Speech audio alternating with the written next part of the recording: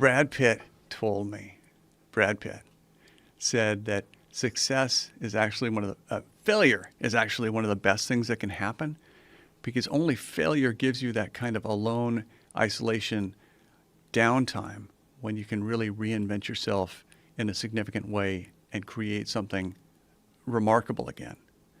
That ongoing success becomes kind of a mediocrity. You really need to fail to fall out of the limelight long enough to produce something really strong again. Totally makes sense. One of the best things that can happen to a comedian is bombing.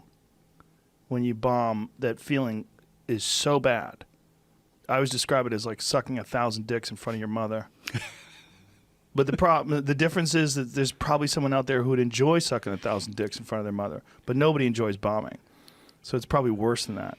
But that feeling, whatever it is, reignites your appreciation for people's attention span, your appreciation for tightening up your delivery, your concepts, figuring out a better way to get them through. You never want to experience that again. And some of the greatest moments in my own personal journey of stand-up have come from eating shit. That's where they come from. You got to eat shit. I mean, it's great to do well. It's wonderful. Feels great. But those eating shit ones, those are the ones that get you to the Notebook again. Those are the ones that reinvigorate you, have you spending hours and hours in your hotel room, going over sheets of paper and checking out ideas, making sure these concepts connect together in some sort of a meaningful way, and figuring out how to tighten things, and cut out the fat. When you're in this situation right now, and you're frantically writing now, and you know, and sort of forced into this element of creativity, you're forced to be hungry again. I mean, I wouldn't wish it on you, but in a way, do you feel like it's kind of a gift? Oh, yeah. In a way, you have to accept ultimately that everything is a gift, because it's always about what they call cognitive reframing. Cognitive reframing. Whatever happens, you reframe it in such a way that you recognize the value of it. And so, yeah, regardless of what happens, you know, before my father got murdered, he had been asking me for an introduction to Winona Ryder in 1998. And I kept on thinking, I am not going to introduce my father to Winona Ryder because I know he's going to hit on her. And I'm just going to be mortified to have my dad hitting on Winona Ryder. And he'd always talk about how pretty she was. And any chance I can meet her. And to tell the truth, when I got the word that my father had been murdered by a white supremacist in the mountains of Idaho, one of my first thoughts was, I'm off the hook with that Winona Ryder thing.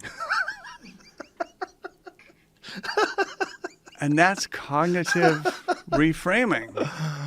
And you have to do it all the time. That's glass half full right there.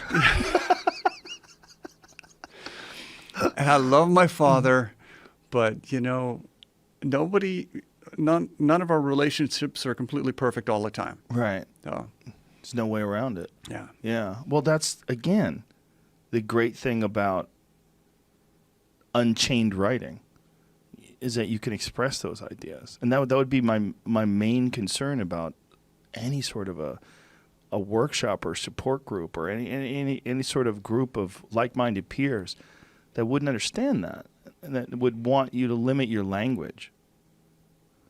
I just don't. It just doesn't compute. Yeah, and in the Platonic world, yeah, everybody should kind of get it.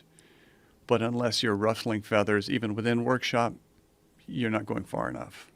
You know, I loved writing that line in Fight Club where Tyler and Marla have sex for the first time, and the most romantic thing that Marla can say is, I want to have your baby. So what is the inverse? So, of course, Marla turns to him and she says, I hope I got pregnant because I really want to have your abortion. And that's the line that the movie studio went around and around. And even Brad Pitt said, you know, my mom's going to see this movie. I don't want her to see this line. And they shot that scene with so many different substitute lines. And then finally Fincher wrote the line. And Helena Bonham Carter says, I haven't been fucked like that since grade school. And at that point, 20th Century Fox said, can we switch it back to the abortion line? And so, unless you're always kind of pushing to kind of, until you get some pushback, you don't feel like you're pushing hard enough. And so pushback is not a bad thing. It's just kind of it's proof that you're doing your job.